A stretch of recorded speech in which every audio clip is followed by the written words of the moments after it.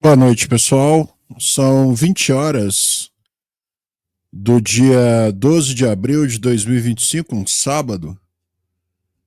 A gente está começando mais uma live no canal Caiafa Master, aquela tradicional live aí do fim de semana. E depois de tanta coisa acontecendo ao longo da semana pós lá de 2025, chegamos à conclusão, eu digo no plural, chegamos, eu e o mundo, né? Chegamos à conclusão que o principal assunto da LAA de 2025 é essa foto aí. E o que isso quer dizer? E primeiro a gente vai contar uma história de como foi construída a relação entre Brasil e Turquia, para vocês entenderem a fotografia e ter uma ideia de como que se chegou nisso que a gente viu na LAA de 2025 e o que significa essa aliança entre o Brasil e a Turquia, entre a Embraer e a TAI, entre o governo turco e o governo brasileiro, enfim. E vamos ver o que vai sair disso. A gente vai debater isso aqui, tá? Eu pretendo conduzir essa troca de ideias aqui com vocês. Tempo estimado para a gente conseguir fazer isso, cerca de 1 hora, tá? Então eu tô só esperando, o pessoal tá chegando, né? Noite de sábado. A gente já tá completando quase 2 minutos no ar. Escrevam para mim aí como é que tá o áudio. Como ninguém falou nada até agora, deve estar bom, né? Vocês estão me ouvindo bem, eu suponho.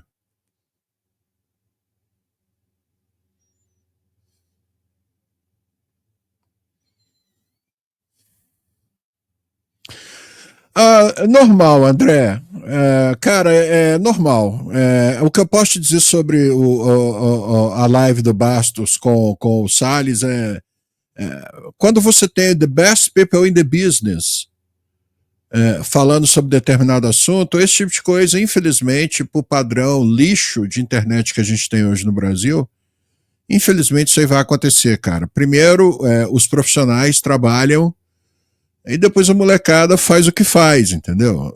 Enfim, vocês já me conhecem, eu não gostaria de começar a live de hoje com choradeira, então já deixamos esse registro da choradeira logo no início e vamos partir para coisa prática. Bom, o relacionamento entre o Brasil e a Turquia, da forma moderna, como nós conhecemos, começa no ano de 1858, com a assinatura do Tratado Bilateral de Amizade e Comércio entre os impérios brasileiro e otomano. Olha que chique isso. O Império Brasileiro firma um tratado bilateral com o Império Otomano. Tipo, era bonito. Para falar, pelo menos, se enche a boca, né? Em 1927, já uma república, assinamos o Tratado de Amizade entre Brasil e Turquia. Em 1930, nós temos a abertura da Embaixada do Brasil em Ankara e a Embaixada da Turquia, no Rio de Janeiro. Depois tem um salto já para os anos 90, né? Em 1992, o ministro das Relações Exteriores, Süleyman Demirel, participa da Conferência Rio 92. Em 1995, o presidente Süleyman Demirel vem ao Brasil. Em 1998, o ministro das Relações Exteriores, Ismail Sen, vem ao Brasil. Em 2003, o ministro da Defesa da Turquia, na época era o senhor Vekdikonu, veio ao Brasil. Em 2004, o chanceler brasileiro Celso Amorim visita a Turquia. Em 2006, o chanceler Abdullah Gül vem ao Brasil.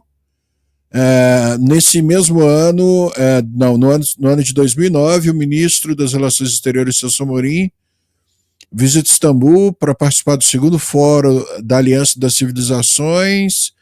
O presidente, na época, visita também a Turquia, a primeira visita, né, de um líder, um presidente brasileiro à Turquia, na Turquia moderna. A Turkish Airlines começa a operar voo direto de São Paulo para Istambul. O primeiro-ministro Recep Tayyip Erdogan participa do terceiro Fórum Mundial da Aliança das Civilizações no Rio. O chanceler Ahmet Davutoglu visita o Brasil. 2010, visita do chanceler Celso Amorim à Turquia. 2011, visita do chanceler Antônio de Aguiar, patriota, a Istambul. A presidente, então, na época, presidente Dilma Rousseff, também vai à Turquia. 2012, chanceler Antônio Patriota vai à Turquia. O primeiro-ministro Recep Tayyip Erdogan vem para o Rio de Janeiro participar da conferência Rio+20. 2013, Antônio Patriota novamente na Turquia. 2014, o ministro das Relações Exteriores, Luiz Figueiredo, visita a Turquia. 2015, o Mevlut Cavusoglu visita o Brasil, era o correspondente, o ministro das Relações Exteriores turco. Em 2018, são comemorados 160 anos de relações diplomáticas entre o Brasil e a Turquia. Em 2022, o ministro das Relações Exteriores, Mevlut Cavusoglu, visita o Brasil. Em 2023, o mesmo senhor, que eu não vou falar o nome de novo, porque eu tenho certeza que eu estou falando isso errado, visitou o Brasil por ocasião da posse do atual presidente. Lembrando que eles já estiveram aqui também para a edição 2023 da LAAD, no Rio de Janeiro, né? E aí você tem o presidente da Turquia aqui no Brasil, por ocasião da cúpula de líderes do G20. O atual presidente brasileiro e o presidente turco se encontram na cúpula do G7 na Itália. O ministro das Relações Exteriores atual, Mauro Vieira, vai à Turquia. E em 2024, o ministro das Relações Exteriores, Hakan Fidan, visita o Brasil para o G20. Né? Esse é o histórico de autoridades, o histórico de ações protocolares. E o que foi discutido em boa parte dessas ações protocolares? Uma série de coisas e uma série de aproximações entre Brasil e Turquia. Mas, para o que nos interessa, o mais importante foi que a partir do final dos anos 80 e início dos anos 90, a Turquia ela implementa uma diretiva nacional de modernização do país e essa diretiva nacional de modernização do país tinha como principal objetivo eliminar a dependência que a Turquia tinha de sistemas de emprego bélico, de sistemas de armas, de equipamentos militares de origem Estados Unidos ou de origem Europa. Por que isso? Porque mesmo sendo um integrante da OTAN meio que rebelde, vamos dizer assim, a Turquia, quando teve que usar essas armas fornecidas por fabricantes norte-americanos ou europeus, na crise da ilha de Chipre, né, onde eles foram às vezes de fato contra os gregos, que também são integrantes da OTAN, até onde eu me corrijo se eu estiver errado, é exatamente isso que você está ouvindo, 2 integrantes da OTAN foram para o pau, o fato deles terem empregado armamento de origem norte-americana e europeia sem ter autorização para isso e tudo mais, né? Essas regras valem para todo mundo, o nego acha que é só com o Brasil. O que acontece? Vieram uma série de sanções em cima dos turcos como punição e também uma série de bloqueios indiretos para impedir os turcos de conseguirem ter algumas capacidades domésticas. A partir de meados dos anos 80 e principalmente a partir dos anos de 1990, o cenário político interno da Turquia sofre algumas mudanças importantes, que não são o tema do que a gente vai conversar aqui, mas tem uma importância no resultado disso. E entre algumas diretivas que foram colocadas, impostas, definidas pela liderança do país. Uma dessas definições foi justamente criar uma base industrial de defesa turca de nível global, com as últimas tecnologias conhecidas ou em desenvolvimento, todas nativas da Turquia, em terra, mar e ar. E desde então, nos últimos 30, 35 anos, os turcos trabalharam ativamente, parcimoniosamente, day by day, sem desistir, perseveraram, tiveram diretivas e as cumpriram, não saíram fora do caminho que foi estabelecido por qualquer tipo de mazela política ou disputa idiotizante / idiota. Muito pelo contrário, foi definido um caminho nacional a ser seguido e esse caminho foi seguido a ferro e fogo e com gestores muito eficientes.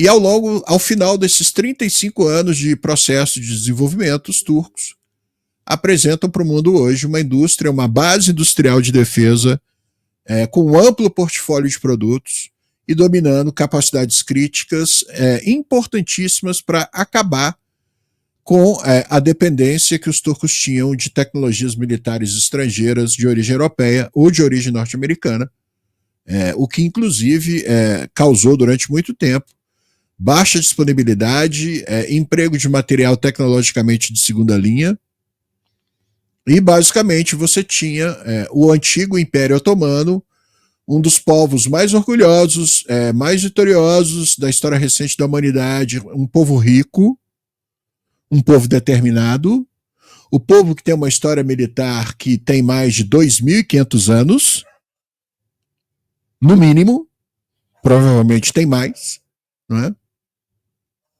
E eles decidiram que eles voltariam a ter total independência para fabricar os seus sistemas de armas dentro de um programa muito bem construído para gerar desenvolvimento tecnológico, empregos altamente qualificados e outras benesses. Como que eles fizeram isso? Investiram pesadamente em educação, investiram pesadamente em formação educacional de nível acadêmico, orientado para aquelas atividades que seriam necessárias para construir essa base industrial de defesa.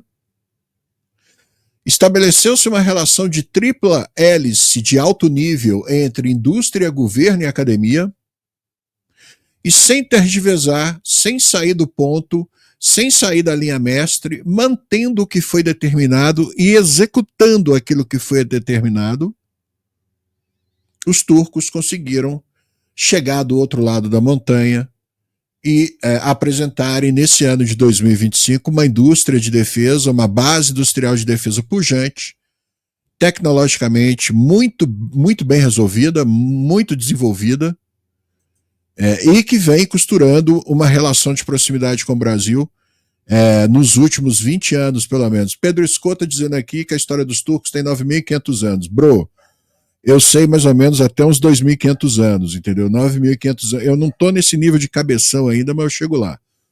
Mas, retomando. Como que começam as conversas entre Brasil e Turquia com relação a questões de defesa? Se vocês olharem o posicionamento turco no cenário internacional, existem algumas similaridades de pensamento entre o Estado turco e o Estado brasileiro, especialmente quando você tem governos de orientação de esquerda no Brasil.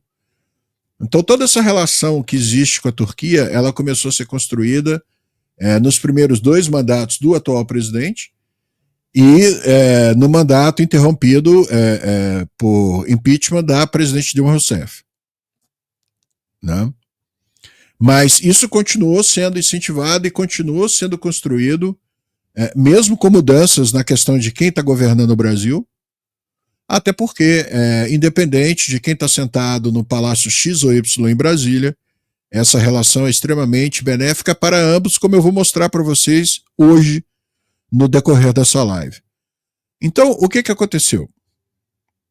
Os turcos passaram na nossa frente por larga vantagem, por todos esses motivos que eu já coloquei aqui, e hoje eles têm capacidades muito bem resolvidas que nós não temos e que nós poderíamos trabalhar em parceria com eles para que nós consigamos fazer esse upgrade, subir essa escada, mudar de patamar, né? E chegar ao que eles estão dominando hoje, enquanto em alguns setores no setor de defesa, em algumas áreas no setor de defesa, nós temos complementaridades. Nós temos capacidades brasileiras que interessam aos turcos, e os turcos têm capacidades nativas que muito interessam aqui para o Brasil. tanto para terra, quanto para mar, quanto para ar. Isso foi sendo construído através de diversas trocas de informações e visitas de nível governo, a parte militar brasileira, a parte militar turca, as indústrias começaram a procurar se conhecer, e lógico que à medida que os rebentos turcos foram aparecendo, isso foi gerando um crescente e inegável interesse aqui na América Latina, na América do Sul, especialmente no Brasil, pelas capacidades de defesa que os turcos desenvolveram. Então, para quem acha que a presença turca no Brasil começou de uma hora para outra, na Laá de 2025, contar um negócio para vocês. Não tem muito tempo, nós estávamos indo lá para o comando da aviação do Exército em Taubaté para cobrir a demonstração de um helicóptero de ataque genuinamente turco. Você se lembra muito bem disso? Que foi desenvolvido tendo como base um projeto original italiano, completamente adaptado para as necessidades dos turcos e que depois que foi colocado em serviço, recebeu o seu último upgrade, o seu último adendo, que foi o motor nacional turco, o primeiro turboeixo para helicóptero desenvolvido no país, e já foi logo para poder equipar um helicóptero de ataque genuinamente nacional. Então a gente já sentiu o impacto das capacidades que os turcos desenvolveram nessa visita que é o Brasil do helicóptero de ataque deles e na oferta desse helicóptero para o Exército Brasileiro, numa época em que a aviação do Exército avaliou e voou praticamente todo tipo de material novo ou de segunda mão que havia no mercado em termos de helicóptero de ataque, né? E, bom, essa aquisição não veio, mas ficou patente o alto nível de desenvolvimento tecnológico dos produtos turcos, ficou visível para todo mundo que teve acesso à demonstração lá no Comando de Aviação em Taubaté.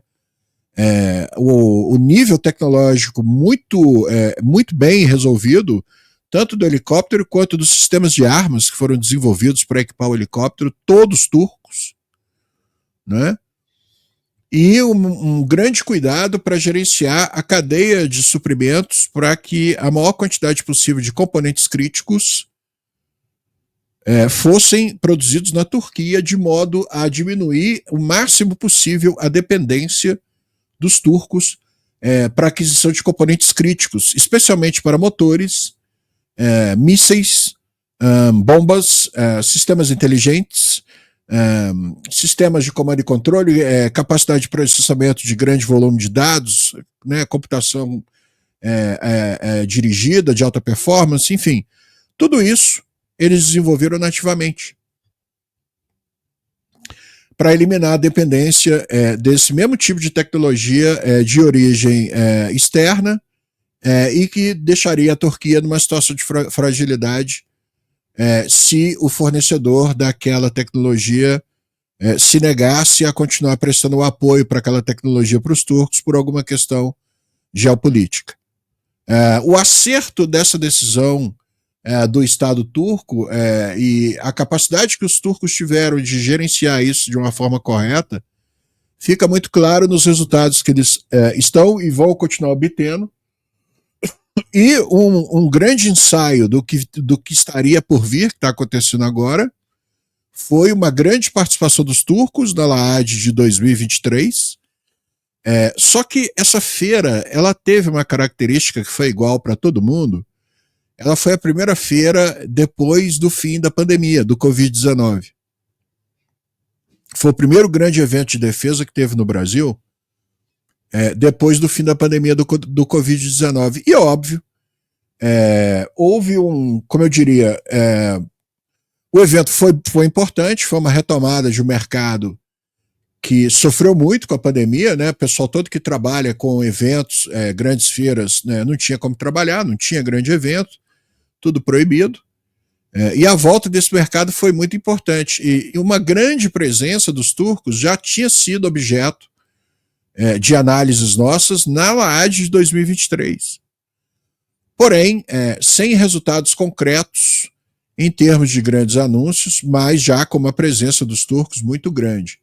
Na Laad 2025, além de você ter uma presença massiva das indústrias de defesa dos turcos e do Estado turco, né, inclusive com produtos que os turcos trouxeram aqui para o Brasil, que estão muito bem situados para poder conseguir obter contratos e vencer licitações que o Exército Brasileiro deve abrir em breve, a verdade é que essa edição, o nível de interação e o nível de participação dos turcos também nos bastidores, nas engrenagens que movem esse mercado, foi crucial. A Laad 2025 ela foi dominada pelo pavilhão turco e a presença turca foi tão forte, tão estratégica, tão importante, que foi o primeiro evento que aconteceu antes mesmo da abertura oficial da feira, na terça-feira, a Embraer, antes da abertura oficial da feira, eu nunca tinha visto isso em uma Laad. Antes mesmo da abertura oficial da feira, você já tinha um primeiro grande momento que deu significado para toda a feira, que foi o anúncio do acordo de colaboração industrial entre a Embraer e a TAI, a Turkish Aerospace Industries. E esse acordo que foi assinado entre os dois fala muito sobre a parte civil do portfólio da Embraer, parceria para o Embraer E-Jet de segunda geração, o E2, mas também existem desdobramentos militares que podem ter uma repercussão global no mercado, e é sobre isso que a gente vai falar aqui a partir de agora. Deixa eu até ver se eu passo um pouquinho essa foto aqui, só para mudar um pouquinho. Então a gente tem aqui dois momentos, né? A cerimônia com a presença do ministro da Defesa brasileiro, ministro da Defesa da Turquia, presidente da Embraer, altas autoridades do governo turco, secretário de Produtos de Defesa, ministro de Ciência, Tecnologia e Inovação, enfim. E quem viu isso aqui pode pensar assim, isso caiu do céu semanas antes da Laad. Não. Isso já vem sendo discutido há muitos anos, isso vem sendo aprimorado ao longo dos últimos 15 anos. Os turcos sabem que eles precisam expandir mercado. O fato de você ter uma base industrial de defesa pujante, com portfólio grande de produtos de capacidade, te obriga a vender para fora, você tem que exportar, você tem que manter aqueles empregos tão duramente conquistados, você tem que manter aquela estrutura tão duramente conquistada, e você vai usar a tua indústria de defesa, a tua base industrial de defesa, como uma ferramenta diplomática para você aumentar a influência do seu país em outras regiões do mundo. Que é disso que a gente está falando aqui, e é por isso que os turcos vieram em massa para a Laad 2025. Eles precisam de novos mercados.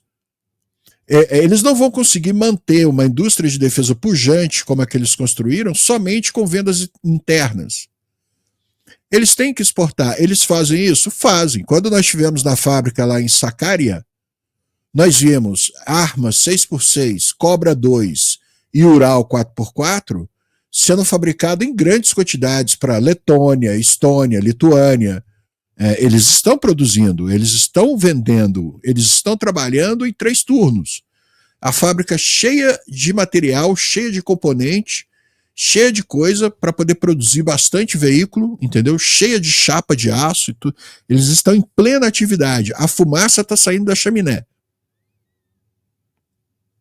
Mas para eles manterem isso funcionando, eles precisam exportar. E aí onde é que entra a Embraer? E onde é que entra a Turkish Aerospace Industries? E onde é que entra o governo do Brasil? Onde é que entra o governo turco? E onde é que entra uma aliança gov-to-gov, como há muito tempo não se via, desde quando o Brasil fez a sua última aliança estratégica com os franceses, no caso do ProSub? O que está acontecendo? Em termos de indústria aeroespacial, qual foi uma das grandes decisões que os turcos tomaram para eliminar dependência de componentes críticos? A Turquia vai ter o seu motor nacional certificado e homologado nível global para ser empregado em helicópteros. E a Turquia vai ter um motor a reação de conceito moderno, homologado, testado, certificado e produzido 100% na Turquia para equipar os seus novos caças, os seus novos jatos. Vai ser uma família de motores. Você vai ter desde o motor menor para ser empregado num jato de treinamento como o Urjet, por exemplo, até um grande motor de alta potência, de alta tecnologia, para poder impulsionar o caça de quinta geração Kan. É exatamente o tipo de dependência que a Embraer adoraria se libertar em um horizonte de médio prazo. A Embraer, depois da parceria com os suecos, já sabe trabalhar aeroestruturas sofisticadas de quarta geração mais, ou até mesmo de quinta geração, se lhe for dado o contrato. Qual que é o calcanhar de Aquiles que o Brasil tem hoje em termos de dependência? Nós não produzimos motores. Pouquíssimos países no mundo, aliás, produzem seus motores. Os turcos são um desses países que conseguiram fazer isso. Para dar o exemplo do Kan, eu separei aqui um recorte que conta rapidamente a história do motor que foi desenvolvido pelos turcos para equipar esse avião de quinta geração, que voou há cerca de um ano atrás, um ano e pouco. Né? A empresa tem um nome interessante. O Kan é um caça de quinta geração equipado com tecnologia stealth, ou seja, ele tem baixa visibilidade aos radares, né?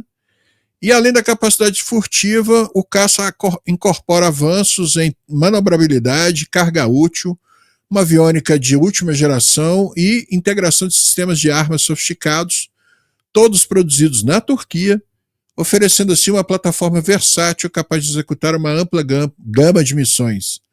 Né? Um aspecto crucial do programa é seu foco na integração de sistemas de combate aéreo de nova geração, incluindo a utilização de inteligência artificial para aumentar as capacidades do piloto e a eficácia do avião em combate. Isso permite a essa nova geração de aeronaves operar em conjunto com drones e outros sistemas autônomos, aumentando significativamente a efetividade da aeronave em operações complexas e dinâmicas do campo de batalha moderno. Traduzindo, o Kan dos turcos não deve nada ao conceito do avião de sexta geração que está voando na China e que foi apresentado recentemente pelos norte-americanos. Ah, Caiafa, mas o Kan é de quinta geração. Ok, a plataforma aérea é uma plataforma aérea que, obviamente, a inspiração está ali, todo mundo já viu, a inspiração da plataforma aérea é o F-22.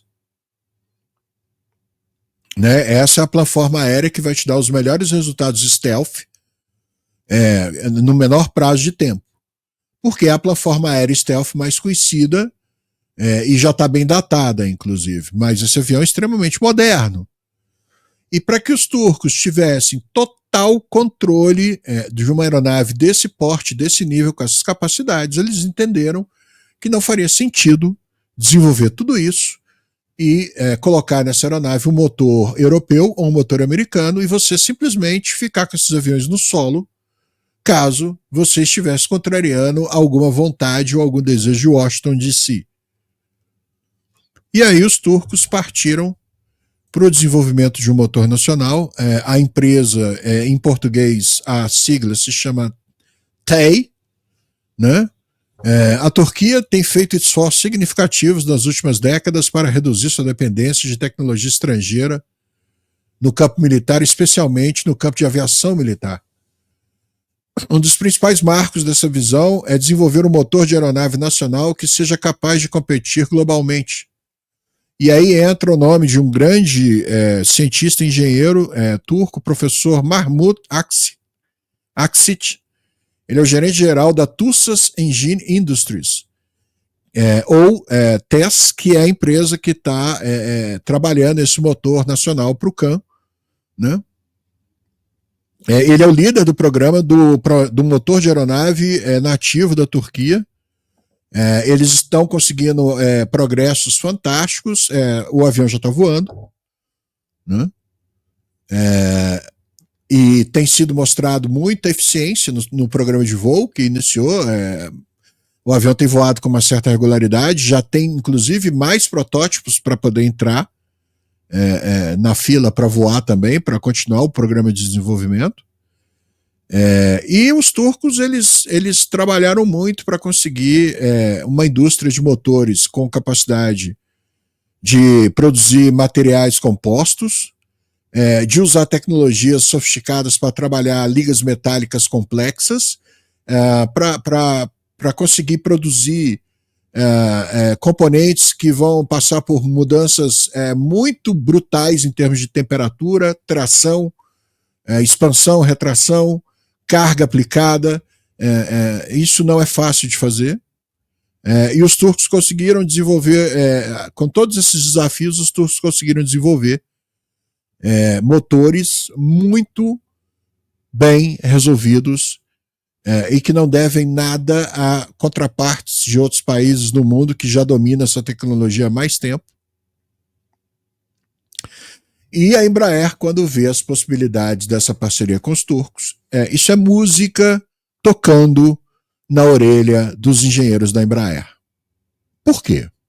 Vamos explicar essa frase de leite do CAF. Imaginem vocês, a Embraer, com toda a competência que ela adquiriu no programa do Gripen, tendo condição de se tornar parceira da Turkish Aerospace Industries no programa do CAN. E aí a Embraer anuncia para o mundo uma parceria gov-to-gov com o governo turco para o desenvolvimento da versão brasileira do CAN como caça de quinta geração brasileiro, enquanto continua o programa do Gripen e tudo mais, com o que está decidido para ele, sem prejuízo nenhum para o programa do Gripen, entendeu? Mas considerando que mais para frente, com todo esse trabalho que está sendo feito, o Brasil se tornaria um grande parceiro estratégico para o caça turco de quinta geração. Isso seria feito de que maneira? Pesquisem o que os turcos têm hoje de aviação de transporte e vejam que o KC-390 se encaixa como uma luva na necessidade dos turcos. Vejam que a Embraer esteve rodando alguns países chaves em capacidades aeroespaciais industriais na Europa nesse final de 2024 e no início de 2025. Eles foram na Polônia, eles foram na Turquia, eles foram em outros países para ver e decidir o quê? Portugal também, óbvio. O que eles estão buscando? O que a Embraer está buscando? Aonde ela vai ter uma linha de montagem do KC-390 na Europa. Não é se vai ter, é onde vai ter. E nessa questão, o que os turcos têm interesse em participar? Eles querem levar esse programa para eles, porque eles já têm um grande domínio de uma série de coisas, e destrinchar e deslanchar esse programa do KC-390 europeu através da Turquia seria um negócio rápido em termos de implementação, pelo estágio tecnológico que os turcos estão, isso não seria nenhum problema. Permitiria uma capacidade produtiva bastante interessante e levaria de arrasto todos os outros países OTAN, europeus ou não europeus, a se comprometerem definitivamente com o KC-390, o que traria um bônus adicional para a Embraer, pensando em termos de mercado, que seria a morte do Airbus A200 antes mesmo do seu nascimento. E isso converteria o KC-390, na verdade, nesse avião pan-europeu de transporte militar, que é o que já está acontecendo, mas ainda de uma maneira conta-gotas, né? Acho que a ideia vai ser fazer isso rebentar na direção de uma coisa mais vigorosa, porque o tempo urge e a necessidade de reequipamento dos países europeus é muito grande. E dinheiro para isso, pelas últimas declarações da União Europeia, não vai faltar. né? Nessa equação também pode entrar, por exemplo, os turcos abrirem uma parceria com o Brasil no sentido de a Força Aérea Brasileira, por exemplo, se tornar operadora daquele VANT, o CAV de combate stealth, que eles já desenvolveram, que já está voando, que já está muito bem resolvido, que é o Kizilelma, eu nunca falo o nome certo.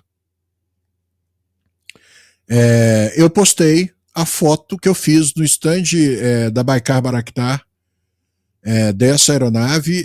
Esse Twitter teve mais de 120 mil visualizações e mais de 200 compartilhamentos. Eu fiquei impressionado com a força que a imagem de um OCAV stealth nas cores da Força Aérea Brasileira, como que isso mexe com a cabeça da galera.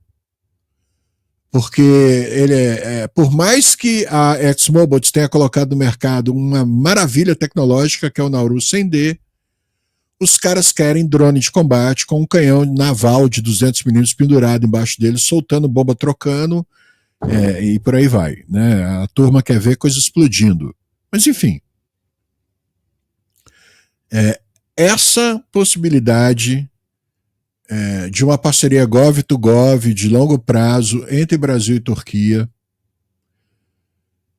explicaria diversos avanços importantes recentes que os turcos tiveram aqui no Brasil, principalmente, e que vai irradiar para o restante do continente.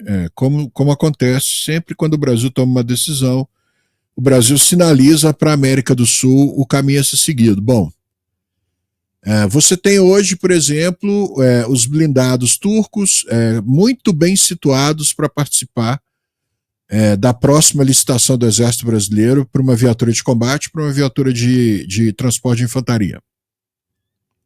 Isso é inegável.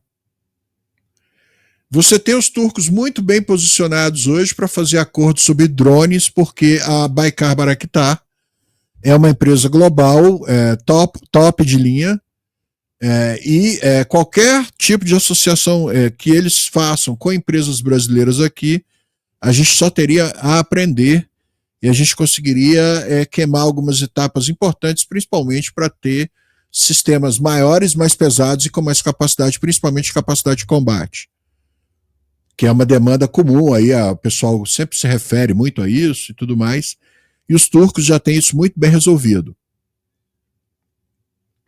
Para a Embraer, seria o mundo dos sonhos, porque a Embraer poderia se associar com uma indústria que já tem um motor, uma indústria que já tem o domínio de uma série de sistemas e subsistemas que são ITAR free, BAFTA free, eu sou free demais, eu sou free, igual a música lá dos anos 80, entendeu? E você pode dar um salto quântico em termos de capacidade de desenvolvimento de produto, o tire tecnológico da Embraer ia mudar de patamar. Isso traria uma reenergização, uma nova rodada de investimentos importantíssimos no capital da Embraer. A empresa estaria muito mais forte para poder atuar nesse mercado, porque a parceria com os turcos entrega aquilo que promete, porque os turcos já têm. Não é slide. Já opera, já funciona, eles já usam normalmente, já compram, já produzem, estocam, exportam. É uma realidade. E aí você estaria trabalhando num cenário livre, completamente livre, de qualquer botão da morte, ou qualquer botão de desliga isso aí, ou qualquer tipo de embargo, tanto por parte do governo norte-americano, que nos tempos atuais que a gente está vivendo, é uma coisa meio louca, ou então qualquer tipo de embargo ou problema de relações entre os países com países europeus, por exemplo. Isso abriria novos mercados para a Embraer, isso permitiria a Embraer, inclusive, trabalhar no sentido de oferecer, por exemplo, uma versão do Gripen, produzido no Brasil, que não usaria o motor General Electric F414, esse Gripen poderia ser feito aqui no Brasil para atender o mercado internacional, empregando ou o Aerojet AJ200, o motor do Eurofighter, ou empregando esse motor turco nativo desenvolvido para o CAM. Exemplo. São possibilidades? São possibilidades. Isso demandaria um tempo e um dinheiro? Demandaria, mas pode ser feito. Então, para aqueles que falam que a Embraer deveria retomar o projeto do seu CAV, stealth de combate, todo mundo ficou doido quando viu aquilo, né? Eu acho que o caminho para a Embraer entrar nesse mercado, para a Embraer adquirir essa capacidade, a Embraer está no limiar de uma necessidade de upgrade tecnológico. As coisas que a Embraer faz, se continuar sem uma chacoalhada, uma revolução, elas vão ficar out of date num espaço de tempo relativamente curto. Eles sabem disso. Não estou aqui batendo caixa em coisa absurda. O nível de competição é muito alto e o nível de inovação tem que ser proporcionalmente alto para responder esse nível de competição. E para a Embraer, uma parceria estratégica governo a governo entre Brasil e Turquia, no sentido mais amplo de permitir esse tipo de coisa, traria uma série de avanços aqui no Brasil e nos permitiria queimar etapas, ou abreviar prazos, ou nos permitiria fingir que determinados erros estúpidos que nós cometemos no nosso passado recente não aconteceram. Seria uma oportunidade de você dar um reset, de você limpar a barra, né, de você limpar o galinheiro, vamos dizer assim, e tocar o barco com uma dignidade, com uma capacidade muito maior. E o que é mais importante para uma parceria gov-to-gov como essa dar certo? O outro lado quer. O outro lado não só quer, como ele precisa desse tipo de parceria. Como eu disse, o que o Brasil faz vai ditar o caminho a ser seguido por outros países da América do Sul. Isso é histórico. E isso é um mercado que se abre, que seria extremamente interessante tanto para nós brasileiros quanto para os turcos. Veja o modelo que nós temos hoje no Brasil. Quem tem gerado notícia, quem tem gerado novidade em termos industriais do Brasil com investimento? Um grupo dos Emirados Árabes Unidos, o Grupo ED. Você teria um outro ator estrangeiro investindo no Brasil, no acordo gov-to-gov win-win, onde os dois lados ganham. Os turcos poderiam renovar a sua aviação de transporte militar e poderiam ser o epicentro de uma grande operação industrial para fornecer KC-390 para toda a Europa e outros mercados. Né? Em troca disso, nós estaremos embarcando no programa de um caça de quinta geração que manteria a Força Aérea Brasileira moderna no século XXI, considerando o nível de maturidade do projeto do avião. Seria um passo gigantesco. E mais uma vez, o programa do Gripen continuaria a sua jornada independente disso, porque seria um acordo de governo a governo. Os meios, os recursos, todos seriam criados independente do que existe para o Gripen. Eu acho que uma coisa não mata ou não anula a outra. Muito, muito pelo contrário, se complementam. Né? Então, existem muitas possibilidades. A gente está falando de possibilidades concretas no setor de drones, no setor de propulsão aeronáutica, civil e militar, no setor de aeroestruturas, no setor de aviônica, no setor de desenvolvimento e fabricação de subsistemas elétricos, subsistemas hidráulicos, fornecimento de componentes críticos, tanto para propulsão quanto para aviônica,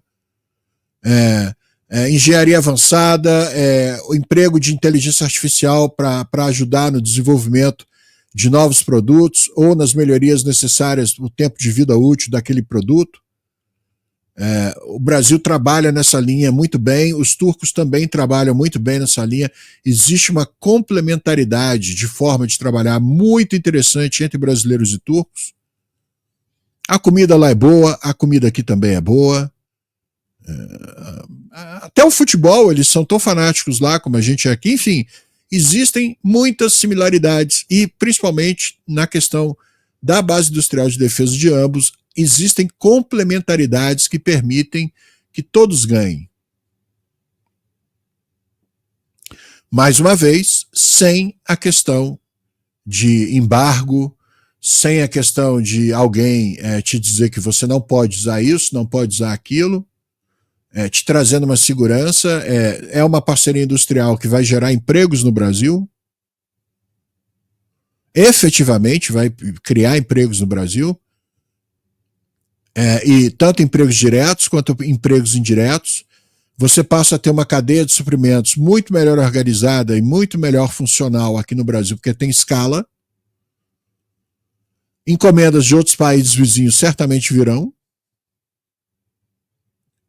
Para quem não acredita nisso, olha a Colômbia agora dizendo que vai adquirir o Gripen. Ah, mas os motivos, não importa. O Gripen começou a vender.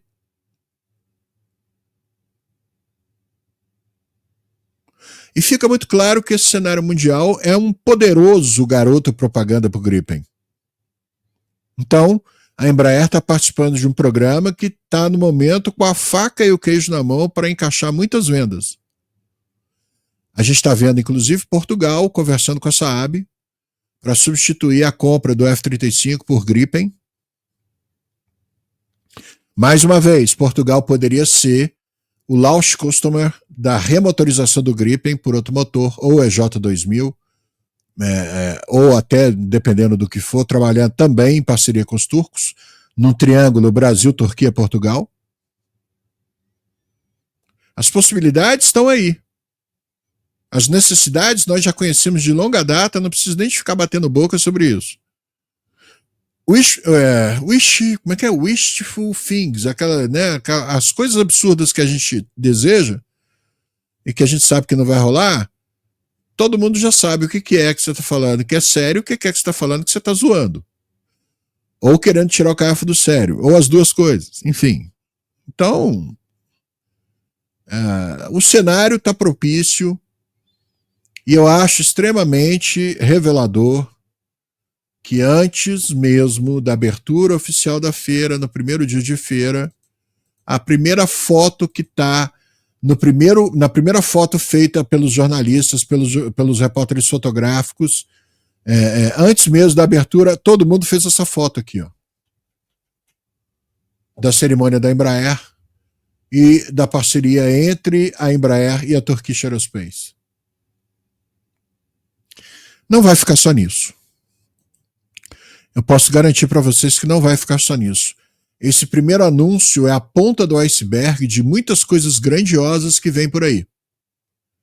E isso deve acontecer rápido, porque os turcos não são de ficar esperando a ampulheta cair areia, eles são impetuosos.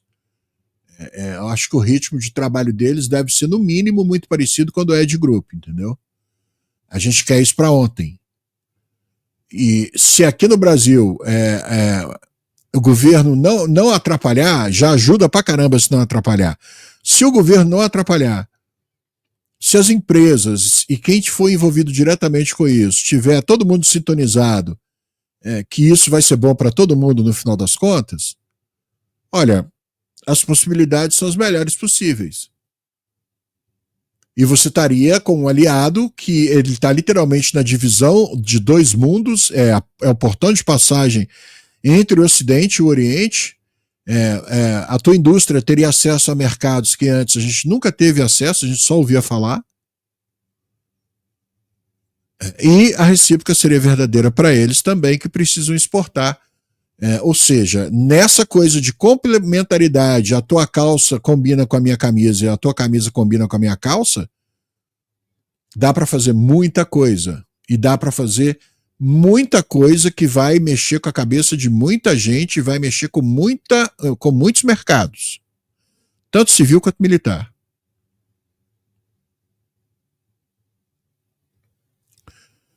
Então, eu particularmente, o meu ponto de vista é esse.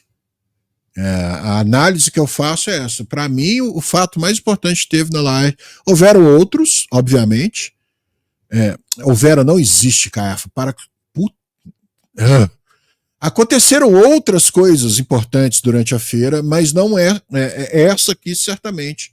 É a ponta do iceberg de coisas maiores que devem acontecer nesse ano de 2025 e no ano de 2026. Talvez a gente tenha um segundo semestre de 2026 um pouco menos ágil pela questão eleitoral. Né? Inclusive, isso pode determinar como vai ser a dinâmica do ano de 2027. Mas o fato é que no ano de 2025 os turcos estão on fire, os turcos estão flying high, entendeu? E eles estão igual o cara da câmera, vem comigo. Eles estão querendo parceiro. Esse foi o discurso dos caras a feira inteira. A entrevista que eu fiz com o CEO da Aselsan, ele bateu muito nessa tecla. Nós estamos trabalhando para estabelecer alianças estratégicas regionais. E hoje o Brasil tem coisas para oferecer em troca. Coisa que outros países da América do Sul não têm. Vão fazer só na base de eu te dou dinheiro. O Brasil tem outras coisas que ele pode oferecer. Aí você se torna interessante. Igual eles são interessantes para a gente, eles se tornam interessantes para nós.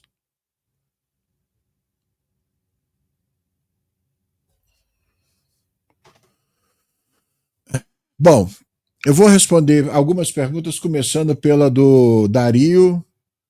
O principal problema é o seguinte: as empresas turcas e brasileiras teriam somente os governos brasileiro e turco para vender. Cadê uma política nacional de modernização das Forças Armadas? Obrigado pela pergunta, Dário Eufrauzino de Souza. São coisas diferentes, né? São discussões totalmente diferentes. Um programa de incentivo, modernização das Forças Armadas, eu acho que já existe. Né? Se você pegar o Exército Brasileiro, você tem 13 programas estratégicos no Exército. Se você pegar na Força Aérea, são pelo menos 5 programas estratégicos importantes. E se você pegar na Marinha, são pelo menos 6 programas estratégicos, o ProSub liderando a fila. Então, política de modernização das Forças Armadas pode não existir com esse nome. Mas isso já está acontecendo. A questão é, o tempo que se demanda para que isso aconteça precisava ser menor, precisava ser mais ágil. E como é que você vai conseguir essa agilidade se você tiver uma base industrial de defesa que tenha clientes para fabricar? A gente não está falando aqui só em vender para o Brasil ou para o turco. Nós estamos aqui há 1 hora falando em exportar. Nós estamos há 1 hora aqui falando em o que o Brasil faz, um sinal, é um indicador para que outros países da América do Sul sigam esse sinal. Isso significa exportar. É disso que a gente está falando aqui, bro. Não vai ficar restrito só a Brasil e Turquia. Ou você chegou agora na live, ou então eu vou ter que mudar o meu jeito de explicar uma coisa, porque você entendeu exatamente o contrário do que eu estou falando. Enfim.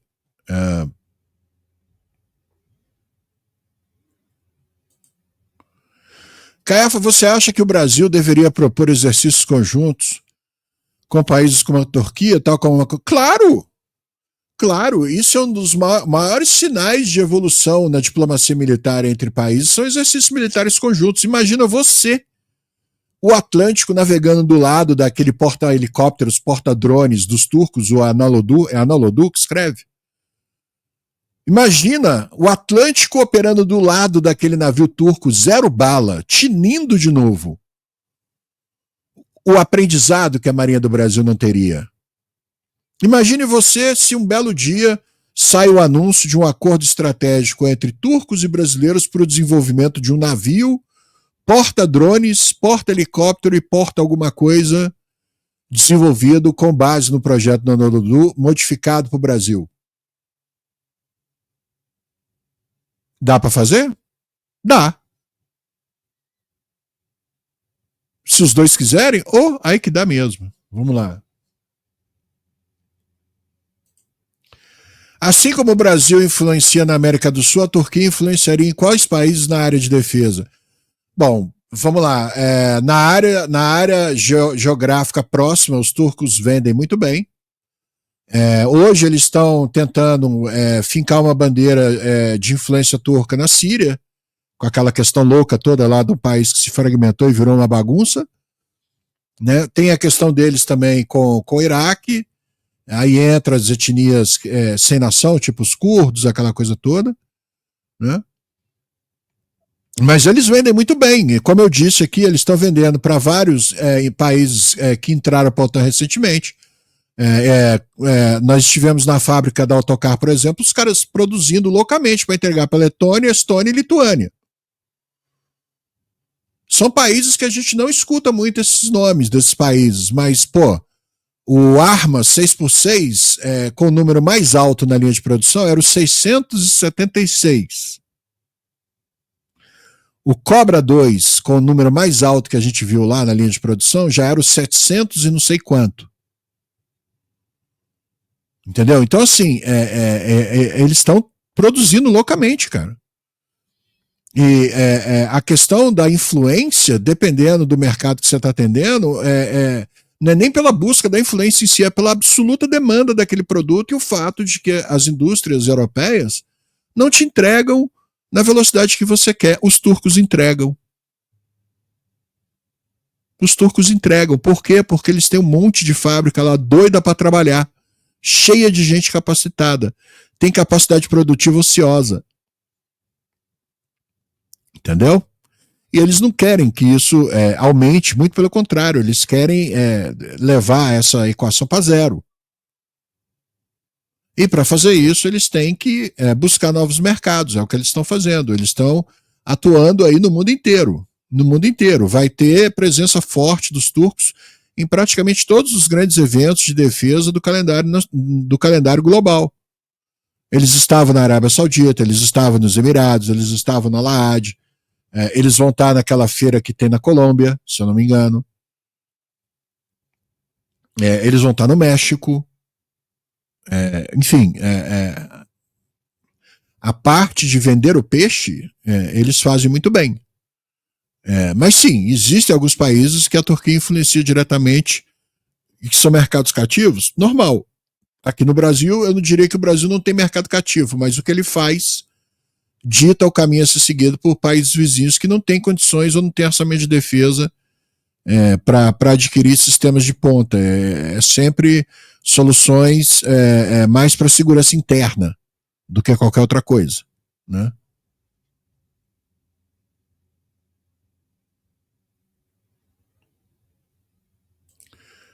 Caiafa, como é que é? A fã de cima aqui, como é que é?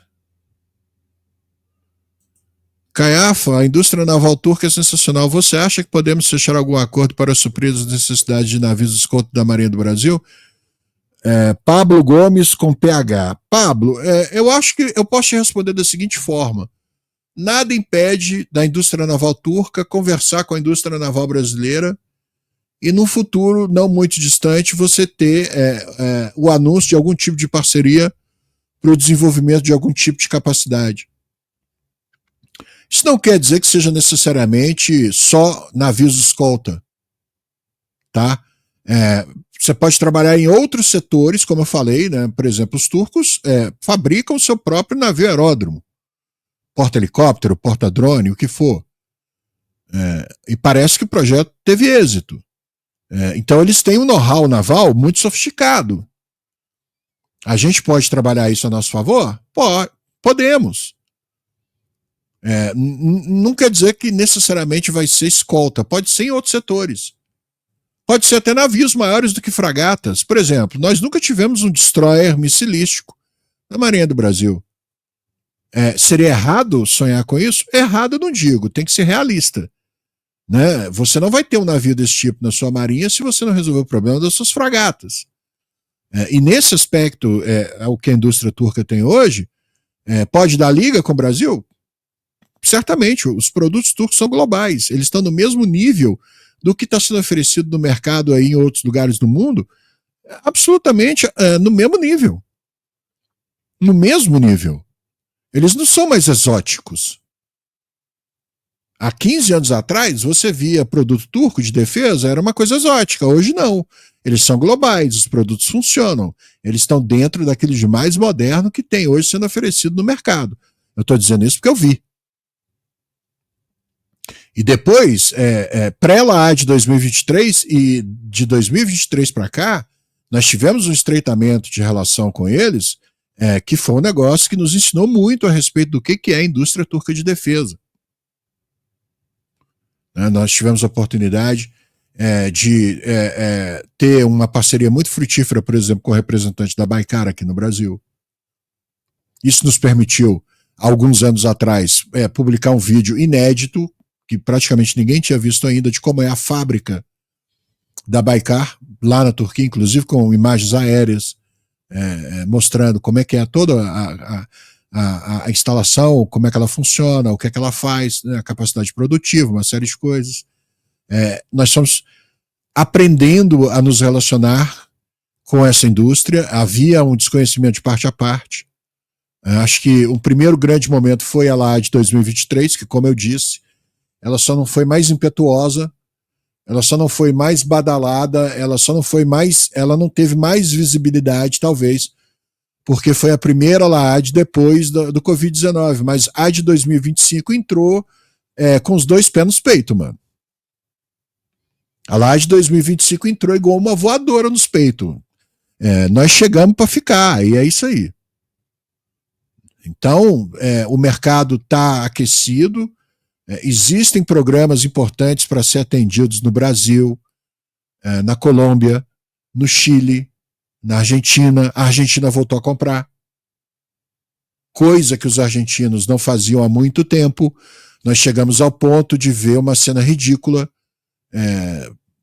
Peço desculpas para os meus amigos argentinos, mas foi muito ridículo aquela coisa de vir superetandar embrulhado em plástico verde, como se fosse pegar aquilo e conseguir voar aquilo de novo. Não conseguiram. Todo mundo sabia que... Enfim, finalmente isso é uma página virada. Pelo menos para a Força Aérea vai ter um avião agora que vai trazer de volta a capacidade supersônica para os argentinos.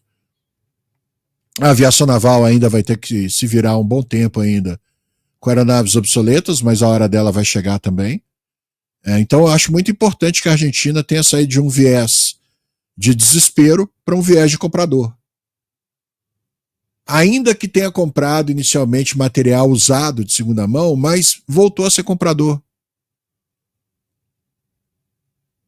Tem alguns programas que estão sendo implementados lá muito interessantes, que eu tenho certeza que o Brasil está acompanhando de perto, né?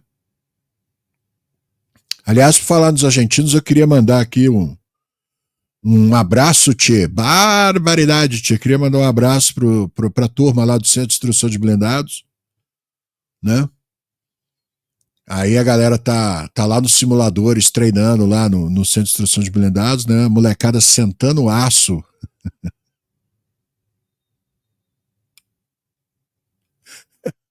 E os alvos eram TAM, né? Aí chega uma comitiva dos argentinos lá, visitando e tal. A hora que o argentino olhou, mas vocês estão atirando num TAM. Aí todo mundo mudando a programação lá, tipo assim, pô, que nada. A gente esqueceu, desculpa aí. Sabe, os caras ficam rindo, mano, tipo assim, né? Eu vou treinar contra quem? Ou com quem? Né? Então eu queria mandar um abraço pra galera lá, que essa é tipo aquela cena do Tropa de Elite 1. A hora que os caras viram pro coronel e falam, foi sem querer, coronel. E o cara começa a rir. Tipo isso. Né? Mais perguntas aqui, galera. Mel Felipe, olha aquela. Você fica aqui durante 1 hora explicando um monte de coisa. Olha a pergunta do Mel Felipe. O caça Candatai vai ser produzido pela Embraer? Ninguém disse isso aqui, Mel Felipe.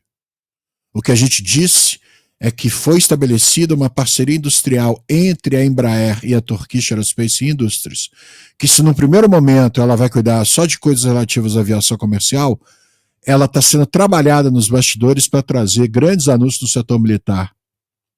KC-390 está nisso.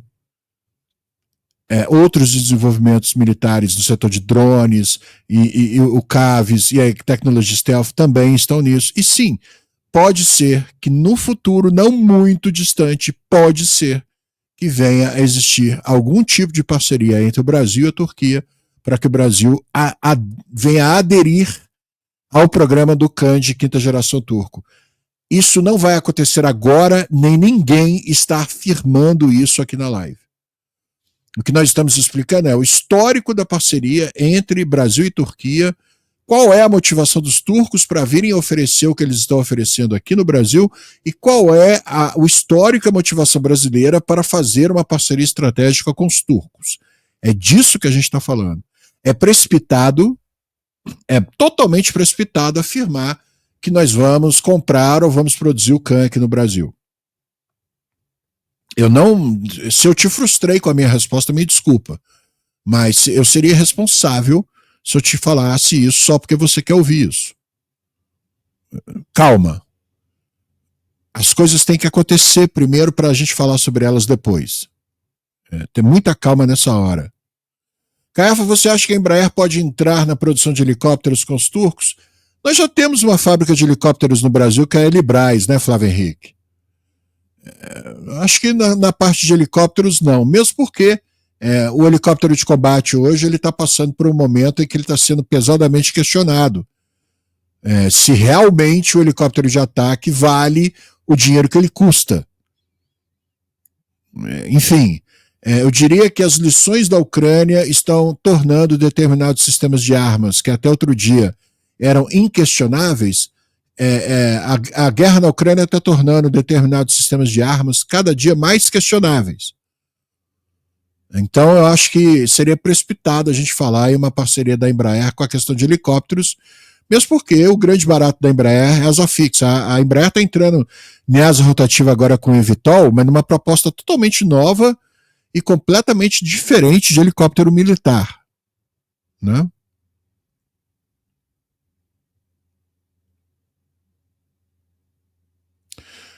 Nessa questão de caça, acho muito mais indicado que a KR venha fabricar, já que a Embraer não gosta de fabricar. Como é que é? Já que a Embraer não gosta de fabricar por temer que isso afete os negócios na aviação civil. Naruto, sua pergunta tá meio truncada, mas eu te entendi. Olha só. A AKR é basicamente uma empresa de engenharia, tá? E que está justamente passando por um momento de transição, aonde ela está crescendo, e para isso ela está procurando crédito no mercado, para se capitalizar, para ter capital de giro, para ela fazer o quê? Para ela começar a ter também uma divisão de produção, de fabricação. A KR se notabilizou e se tornou conhecida nacionalmente e internacionalmente pela sua capacidade como um escritório de projetos de engenharia de alta tecnologia para o setor aeroespacial militar. Mas ela não produz aquilo que ela projeta. Ela terceiriza. Por exemplo, a AKR fez o projeto das... como é que chama, gente? Aquelas tampas na popa da fragata Tamandaré, tem um nome. É aquela porta que abre na traseira quando vai operar sonar, ou quando vai descer um barco assim, tem um nome aquilo, não é comporta, tem um nome. Me ajuda aí, gente. Gente, para de viajar em outra coisa, é escotilha. Ainda não é escotilha, mas é tipo escotilha. Entendeu? A AKR projetou as da Tamandaré. Mas foi ela que construiu? Não, ela subcontratou uma empresa lá de São José dos Campos, acho que de lá de São José dos Campos, especialista em solda, em execução de projetos de formatos complexos. E aí esses caras especializados foram lá e produziram o hatch, a escotilha para colocar na Tamandaré, que a AKR projetou. O que a AKR está fazendo hoje é justamente continuar sendo um centro de excelência em projetos, com aquele monte de cabeção lá, operando aquele monte de software para projetar um monte de coisa, e ela vai começar a implementar agora uma divisão industrial para produção. Por quê? Porque ela vai fabricar a fuselagem do Dornier, porque mais para frente ela vai fabricar a fuselagem do Luz 222, porque ela vai ser contratada para isso ou aquilo, e aí ela vai ter que ter essa capacidade industrial. Mas a AKR não é uma fábrica, é um equívoco chamar a AKR de fábrica. A AKR está se tornando uma fábrica agora. Ela ainda não é uma fábrica. Ela é um escritório de projetos. Ela é o que na antiga estrutura da União Soviética se chamava de OKB. Então você tinha o OKB Ilyushin. O nome do OKB, escritório de projetos, né, o nome do OKB normalmente era o nome do engenheiro fundador, do engenheiro líder. Então você tinha o OKB Ilyushin, você tinha o OKB Antonov, você tinha o OKB Sukhoi, você tinha o OKB Mikoyan Ingurevich MiG, você tinha o OKB Yakovlev, você tinha o OKB Miassechev, você tinha o OKB como é que chamava, gente? O Mil dos helicópteros. Eram vários, alguns nem existem mais. Eles não produziam nada, eles projetavam o novo bombardeiro, eles projetavam o novo caça, eles projetavam o novo helicóptero e entregavam aqueles desenhos, aqueles blueprints do projeto e todas as especificações de produção para a fábrica número tal. Aí a fábrica número tal entrava no programa para produzir só aquele avião ou só aquele helicóptero. Essa era a produção estatizada, planificada da União Soviética. Os escritórios de projeto projetavam as armas que iam ser fabricadas e essas especificações eram passadas para as fábricas estatais planificadas e cada grupo de fábricas era responsável por um projeto. Isso explica, por exemplo, por que no final da década de 70 e durante boa parte dos anos 80, a União Soviética conseguia produzir quase 600 MiG-23 por ano.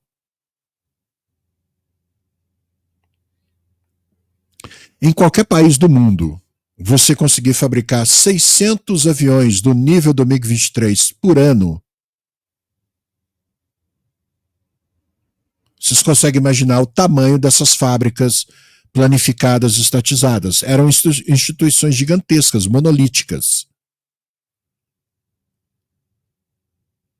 Quando tudo isso ruiu, quando tudo isso parou de funcionar com a queda da União Soviética, a queda do Muro de Berlim, no início dos anos 90, com o Pedro Bial lá ao vivo, estamos aqui na Alemanha, na divisão da Alemanha Ocidental com a Alemanha Oriental, testemunhando esse momento histórico, a queda do Muro de Berlim. O cara que transmitiu a queda do Muro de Berlim para depois apresentar Big Brother.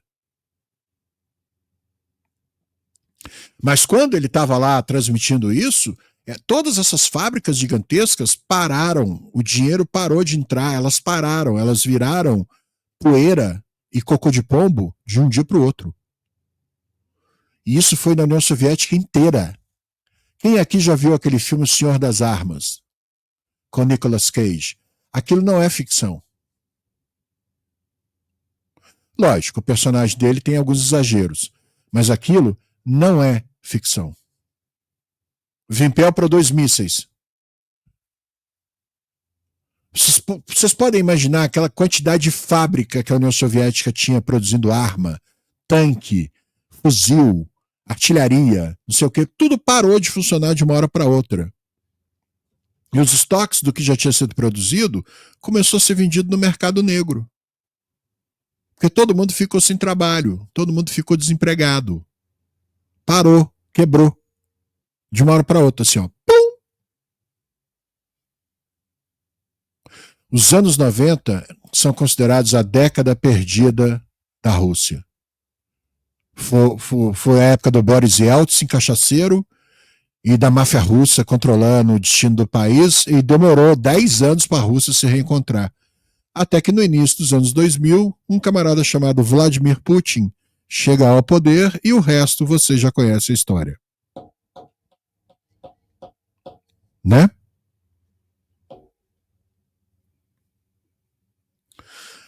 O pessoal faz muito essa confusão. A Indonésia estava participando do programa do avião sul-coreano, não do programa turco, tá?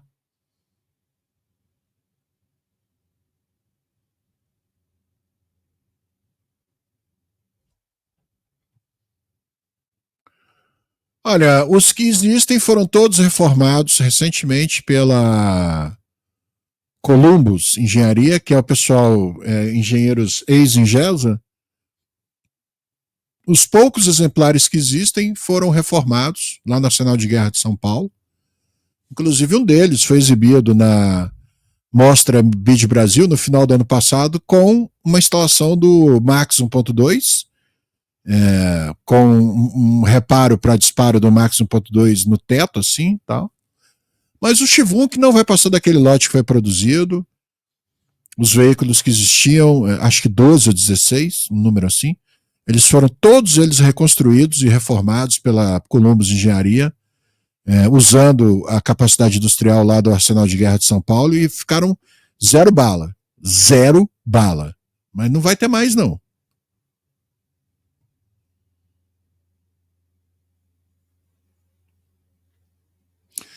Bernardo, olha só, dizer que o Putin colocou a Rússia nos trilhos eu acho meio exagerado.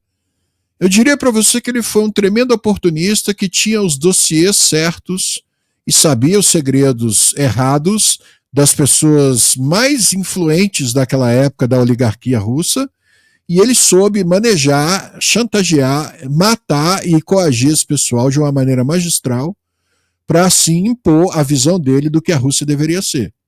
Dentro dessa doideira, ele fez isso muito bem. Aí eu concordo com você.